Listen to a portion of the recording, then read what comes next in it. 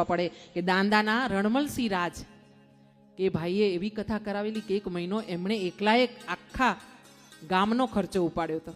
હા, જય હો.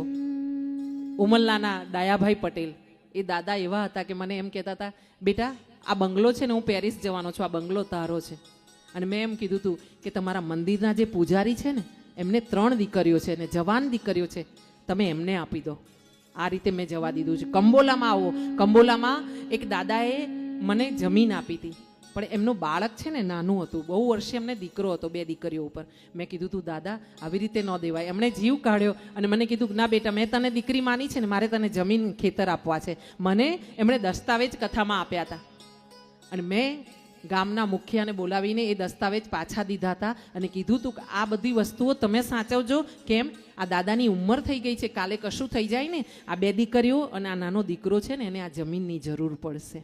હું તો ભજન ગાઈને જીવી જઈશ.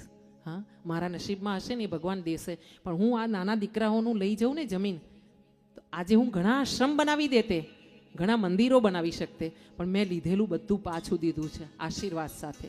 હા, નામ સાથે કહી રહી છું તમને, જઈને તમે તપાસ કરી શકો કે મેં જે લીધું છે ને. અને આજે પણ છેલ્લી કથા જ્યારે કાશીમાં થઈ છે, હરિદ્વારમાં થઈ છે ને મારી, ત્યારે યજમાને મને હાથમાં દક્ષિણા આપીને એ મેં હાથમાં લઈને ભગવાનને ચડાવીને પાછી દીધી છે કે તમારે કોઈ આશ્રમમાં દાન કરવું હોય, કોઈ એવી મારી જેવી બેન હોય કે જેને માથે છત્ર ન હોય અને નાના બાળકોને ભણાવવાની તકલીફ હોય ને, તો તમે એને આપી શકો છો. તમારા નામથી આપજો, મારું નામ પણ ના આપશો. હા, કારણ કે મને ખબર છે મારી પાસે તો દ્વારિકાનો નાથ બેઠો છે, આખી દુનિયાનું પૂરું કરે છે, મારા 2 વાટકી ચોખા પૂરા નહીં કરે. હા, મને પૂર્ણ વિશ્વાસ છે.